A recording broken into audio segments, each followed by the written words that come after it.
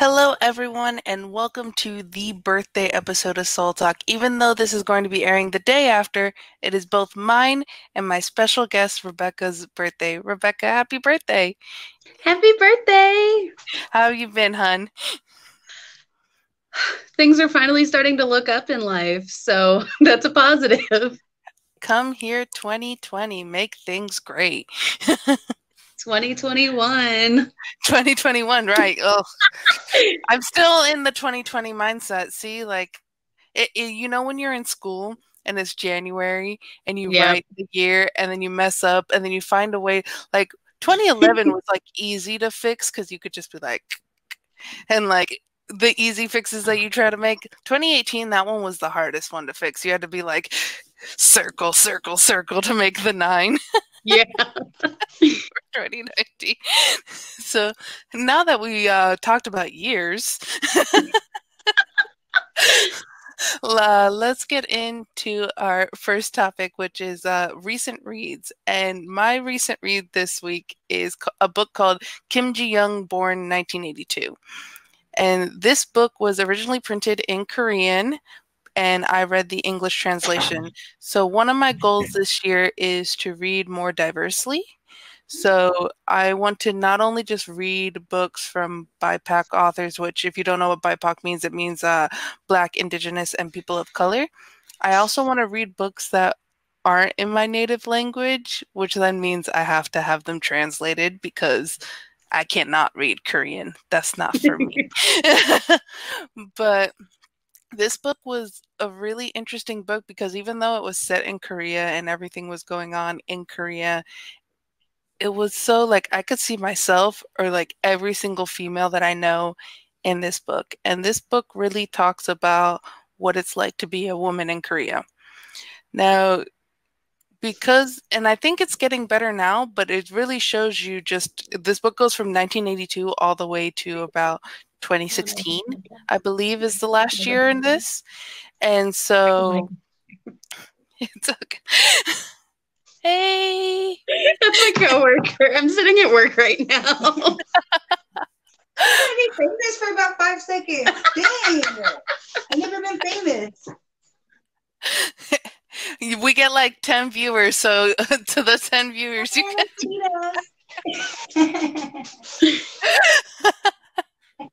But anyways, back to the book is so you kind of like have moments where there's moments that make you angry in the book as a woman, but then you also like cheer for every small victory. Like for example, when they're in high school and the girls and boys both have dress code, but the girls are more strictly have to follow the rules of dress code. The guys can go off and not follow dress code and no one cares. And so the girls are supposed to wear skirts with leggings and like dress shoes. And one day a girl comes in like sneakers and like they tell her like they stop her at the gate like you can't even come into the school, like you're not following dress code. And she goes, well, why do the boys get to wear sneakers and I can't? Because boys are more active than girls, was the answer. And then she goes, oh, well, we were all very active in elementary school when we could wear sneakers. And then they were like, oh, well, now I'm going to punish you not only for not being in dress code, but for also talking back. So they were like, we want you to do squats around the track at school. And they were like, but make sure to hold your skirt so that way you don't flash anyone your underwear. And she was just like, fuck that. And started like doing squats, showed the whole like school her underwear as she was going down. And from that point on, like even though dress code didn't change, they weren't as strict with the girls anymore. And they allowed like every once in a while, like they would let them wear sneakers and not pay attention. So like small victories like that. But it shows you like in every point, like how much a woman has to fight for just being treated equally. And so, yeah, you go from her being really young to her being a college student to her being in the workplace. And like the fact that one of the people who were interviewing her like asked her like, what would you do if a client like came on to you and was being a little touchy-feely. And like that was one of the questions that was asked in her interview. And she was just like, "Oh, I would excuse myself and like say like I need to go get a copy or need to," and she didn't get the job, kind of like, so it was kind of just real shitty. And it and the thing that this book does that I really like is that even though it's a work of fiction, it does bring in stats and facts, and it has like a reference works cited page and everything of like actual real life things. So it tells you like, oh, Korea's really shitty with the man-woman pay gap, and like, oh, Korea's, and here's this article that references that, and like a full works cited. So this author really did their research. So like reading this book, I was like, I never enjoyed a book so much and was angry the entire time reading. But hey, that's the price you pay apparently to be a woman. But hopefully, I really think that if you are a man, you should read this book. It really goes into the perspective of what it's like to be a woman in the world, even though it is set in Korea. And I think it might open some people's eyes. So go check that book out. And it's pretty short too, so it's like not even a long read. Like it's about like 200 and something pages. That's not bad. Not bad at all. All right, so we're going to go into our recent TV watched. And Rebekah, what have you recently watched on TV? I binge watch RuPaul's Drag Race like hardcore. I have watched every single season at least 3 times. And, we're watching, like, I'm currently making my way through the 2nd season of Drag Race UK. And there's a UK one? I didn't know that. Girl, it is so good. Like, the UK queens, they don't care about anything that they say. They'll sit there and they'll just be like, yeah, I'm a slag. And is RuPaul the judge there too? Yes. Oh, wow. How did I not know about this? It is so fantastic. Like, Drag Race UK made me appreciate the United Kingdom so much more. There you go, UK. That's what made her appreciate you guys. See, the last season, I forget which season, like, number it was, but the last season I watched was with Miss Cracker. And I did she come back? She came back in All Stars 5. Oh man, I need to see this. But anyways, so I have not watched, I need to catch up. I haven't watched in a while. But like Miss Cracker, like she's my fave. And like I'm gonna have to send you this video of like one of the interviews they did after that season because it's so good. But I love too when you watch it, like the queens that you absolutely hate and the queens that you absolutely love. Like, for example, like the whole Eureka Vixen thing, I was 100% on Vixen's side.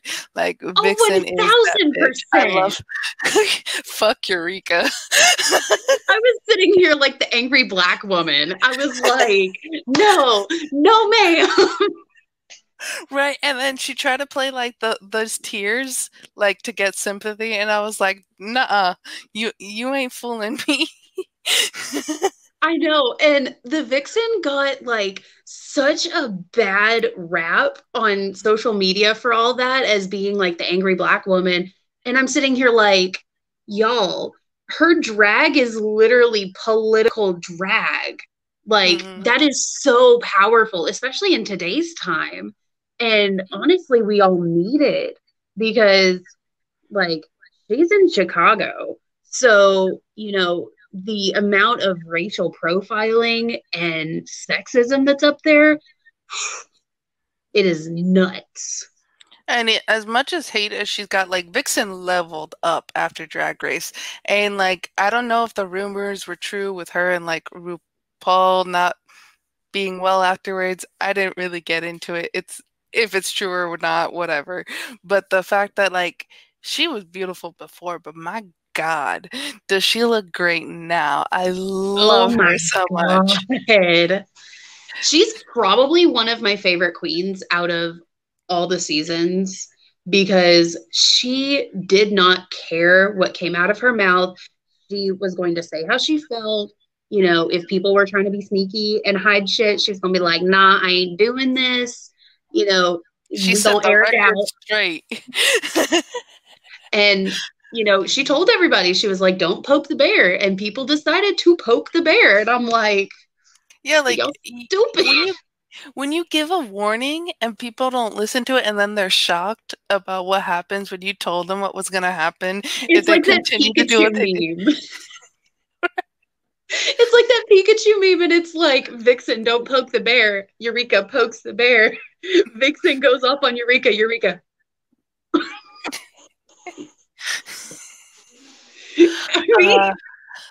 Meme culture, I love it.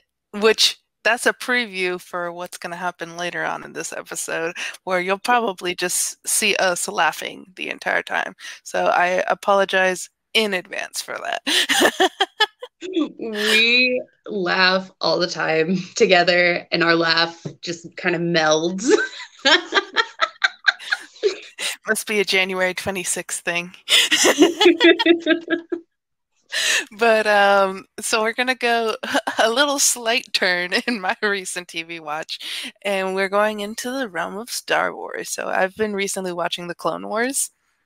So back in 2020, I was like, I'm gonna go back through all of the Clone Wars and rewatch Rebels and actually catch up with Resistance because I've only seen the first few episodes of Star Wars Resistance. And then I was like, and I'm gonna watch like season 7 and like have everything in order. Then there's chronological order of the Clone Wars because the Clone Wars did not come out in chronological orders. If you watch it on Disney Plus, it is so like there's moments where you're like, wait, that character died a few episodes ago. Why are they still here in this episode? And it's because it's out of order. So I highly recommend, if you're going to watch the Clone Wars, to definitely go and look up the chronological order. Back in 2020, I was going to do it, and then I stopped somewhere around season 2, and everything that 2020 happened, and I was just like, I didn't get back to it. So I was like, this 2021 January, I'm gonna get back to watching all of my Star Wars that I love. And I'm now, because like it goes episode 216, then like 116, then the movie, and then it goes like 301, 303, and then back to like 101, like, and now I'm back to like the season 1 in order until 115, and then it skips. Like, I've been going back to make sure that like I'm watching the right episode in order, and that is the only reason why I have that memorized at the beginning. Oh my gosh. So, but man, I love it so much. Ahsoka's my girl. And as a preview, this Friday, I'm going to be on the Pop Culture Universe YouTube channel. They're doing We Have the High Ground, their Star Wars show. We're talking about our top 5 Ahsoka moments. So definitely go check that out later this week. But yeah, because Ahsoka's my girl. This is the best Anakin story out there. So, like, if you watch the prequels and was just like, Anakin is kind of a whiny little asshole, like, definitely go watch the Clone Wars, which I am a child of the prequels, and I love the prequels for what they are. So, I can defend Anakin all day, but definitely because of the Clone Wars, I can defend Anakin. But go watch this. Have you seen the Clone Wars, Rebekah? Okay, don't hate me. Okay. I've never seen anything Star Wars related ever in my life.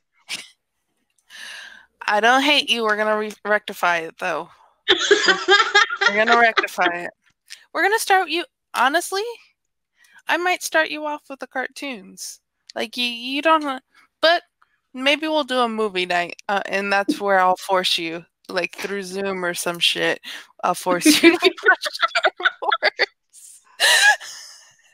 Or I'll make Kaylin force you to watch Star Wars. He's tried. He's tried so many times, and I'm just like, no. So if I get you to watch Star Wars, how pissed is Kaylin going to get? So mad. Like, I did what you Your couldn't phone will be do. blowing up. Yes. Well, then now we have to. Now we have to. But so you have no idea what I was talking about with the character. Not one bit. You will, Rebekah. You will. Tell her down in the comments, should we have Rebekah watch the movies first, or should we start her off with the cartoons? Because like there's different jumping on points for different Star Wars people depending on when they were born. Now, Rebekah's 4 years younger than me. I'm a 94 baby. She's a 98 baby. So where should Rebekah jump in? Tell us down in the comments below. Anyway, so let's go on to the recent movie watch, which Rebekah, pretty much it's the same one for both of us, so you can introduce it. Oh my God. So it was like the beginning of January. I went over to my dad's house and he was like, "Have you seen Wonder Woman 1984 yet?" And I was like, "No, not yet. I've been wanting to see it." And he goes, "We're watching it." Yes. And so we pull it up on the TV and I'm just sitting there watching it and I'm just like that was my face the whole time. And honestly, I was so excited about it because I had heard Kristen Wiig was in it. And I was like, I'm kind of interested to see how she does in like an action movie kind of sense. Because you only really see her in like the comedy with like SNL and things like that. So I was really interested to see how she did. And so good. And have you seen the first Wonder Woman? Yes. Yeah. So personally, I enjoy the first Wonder Woman more than this one because that one's like 2/3 of a perfect movie for me. Like the first 2/3 of that movie were just amazing. And the last third, the third act, goes still phenomenal, but it wasn't as good as the first 2/3. And there's some like CGI stuff and like some like, oh, that's who Ares is? Okay, well, we're going for it. And then so I did enjoy 1984. I enjoyed it. I like had a lot of fun watching it, but I was just like, man, it's not as good as the first one was my thought process.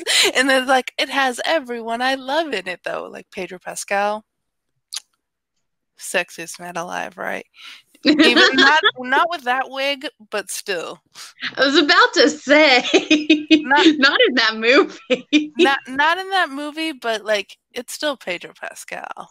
Like, I will say, I went into the movie like I wasn't really looking at it as like a sequel or anything. I was just looking at it from like, this is a movie that I've been wanting to see forever. And I just thought of it as the movie in its entirety. I didn't think of it as like a prequel or a sequel or anything like that. And I really appreciated that it went with the comic books of like finally showing Wonder Woman in live action with her mortal enemy. Yeah, best movie ever. And my coworker said, best movie ever.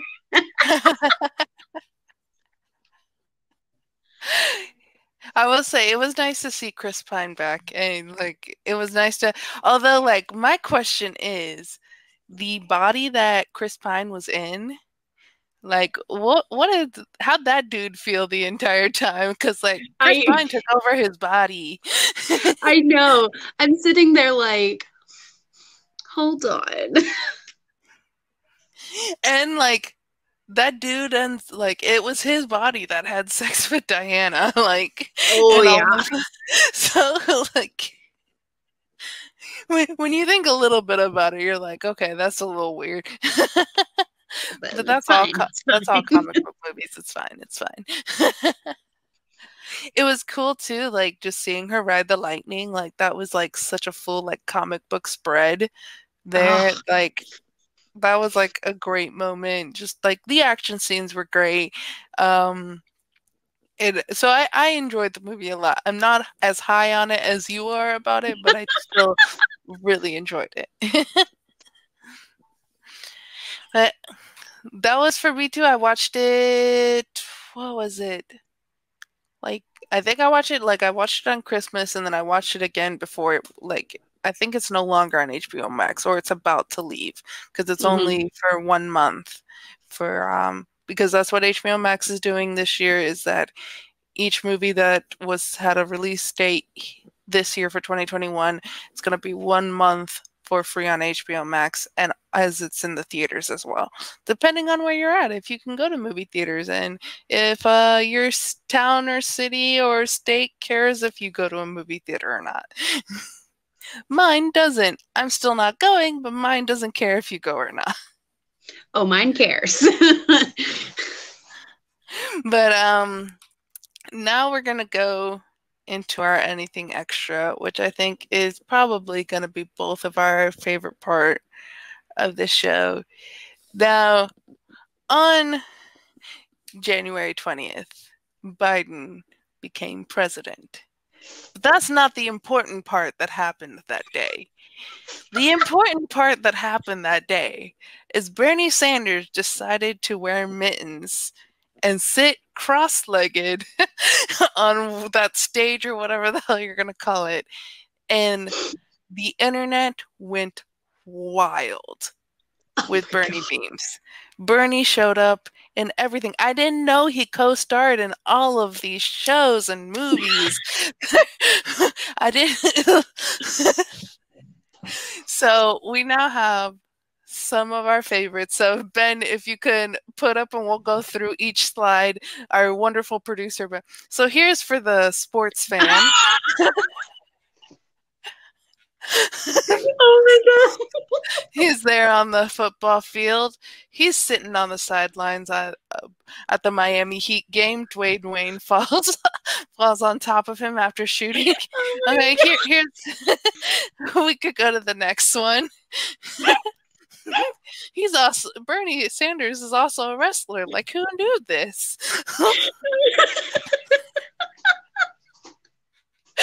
Okay, next one, Ben. Bernie Sanders also in Star Wars. There he is in the Mandalorian. So yeah, that's one thing you can look forward to, Rebecca, when we watch Star Wars. There's some Bernie Sanders. There he is in the Jedi Council. There he is in the Millennium Falcon. There he is on Hoth. He's in the Mandalorian. He's replaced Baby Yoda. Like he's Baby Yoda's double. Honestly, he looks best in the Jedi Council. Like he looks the most fitting in the Jedi Council. Hey, you know what that word is. So like there you go. So okay, next one, Ben. He also hangs out with Deadpool. He was there on the side at the beginning of the first Deadpool movie. It was also in WandaVision, which Rebecca needs to watch. But second episode of WandaVision, during the magical act, it was actually Bernie who was in that cupboard. Next one, Ben. There's another. This is the one I told you about in pre-production that you were gonna die laughing. Oh my god, I'm in love. That needs to be my new phone wallpaper. I'll send it to you. It's so good. And then we also, Bernie Sanders was in Hogwarts. He got sorted. Tell us down in the comments below, which house was Bernie Sanders sorted into? I'm telling you, I'm in like 3 Facebook groups where we talked about that. And everybody said Hufflepuff. And I'm like, no, y'all, he's a Ravenclaw. Let's be real. You know, like, even though I'm a Hufflepuff, but even though Slytherins get a bad rap for like being evil and stuff, evil is not really what Slytherins like is. They're cunning and they're very smart and they are able to like hold on to power and all these other things. I actually think, crackpot theory here, I think Bernie Sanders is a Slytherin. Maybe he's like Kaylin. Maybe he's just a Raverin, just a mixture of both. Maybe. Goes, okay, next one, Ben. He also he also hung out with the teachers in the Harry Potter movies too. That's Order of the Phoenix. We got the most evilest person there, Dolores Umbridge, worse than Voldemort, sitting in between her and Snape. Goes just chilling at Hogwarts. We could go to the next one. Yeah. Bernie Sanders also was in Clerks, chilling with Kevin Smith and Jay and Silent Bob. Like, there you go. All right. And he's under new management. I mean, yeah. Next one. He also was in the original Wonder Woman. Speaking of Wonder Woman, so got some more black and white. Goes his clothes actually fit in with that. Maybe he was one of the townsfolk that they saved. Who knows? The world may never know. The world may never know. Next one. He also is a talented musician. My heart. There's so much more of Bernie on album covers. I did not get all of them in here. Definitely go check them out, people. Like, those, I think out of all of the Bernie memes, the album covers might be my favorite. Just the fact that, like, perfection. Okay, let's go to the next one. Let's see. Was that the last one, or? Yeah, that was the last one. All right, there you go. The Bernie meme. Rebekah, which one was your favorite? Oh my god, the one where he's sitting in the chair and Deadpool is just draped over him. Like, I had not seen that one yet.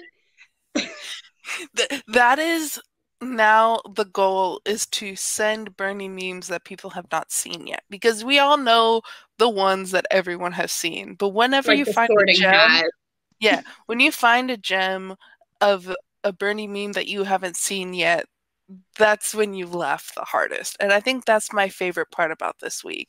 And I think that's too is one of my favorite parts about internet culture is there's so much shit and like so much like awfulness that happens at the internet, but at the same time too, there's so much like wonderful and great things that happen on the internet, and this is one of them. And the fact that, like, because 2020 has been bleeding into 2021 a little bit, that feeling, and the fact that we had something like this that the past week we've been all laughing about. Like, they were saying the Bernie meme has been the great bridge of the divide, because there's people on both sides of the aisle sharing this meme, laughing about this meme, going, no matter how you feel about Bernie Sanders or not.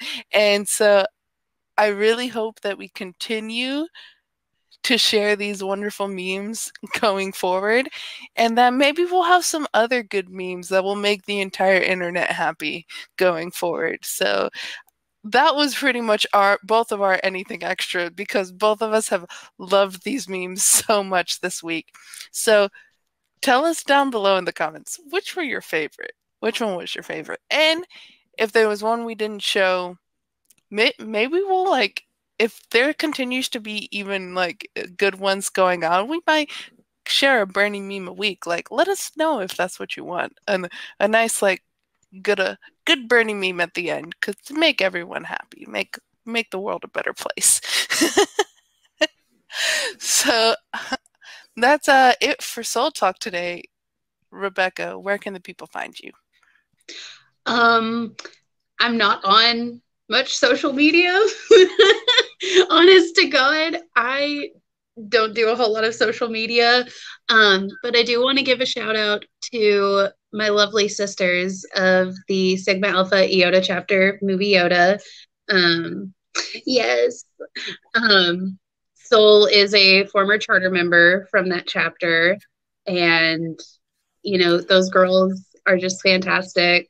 So SAI Movie Yoda, on Instagram and Facebook. If you guys want to go look at something that would make you smile, that would be it. Yes. And I just realized that the the ad at the bottom, that is not Rebekah at Be Too Weird. That is that's the book club that I'm a part of. So if you want to join a really cool book club that shares books about from BIPOC authors, go check out at Be Too Weird on Instagram.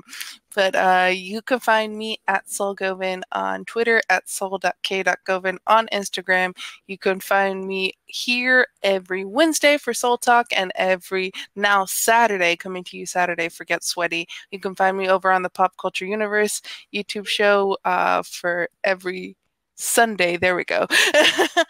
And for Pop Talk. And then you can find me this Friday on We Have the High Ground. We're talking about our favorite Ahsoka moments. And now, the biggest announcement. I'm going to be on the Ultimate Schmodown show. I'm one of the hosts now, and it has moved to John Roca's YouTube channel.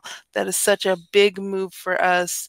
We're going to be talking everything Schmodown related. So if you love the Schmodown, go check that out. If you don't, go check it out and find out what the Schmodown is. So thank you guys, and goodbye. Have a great week. See you next week.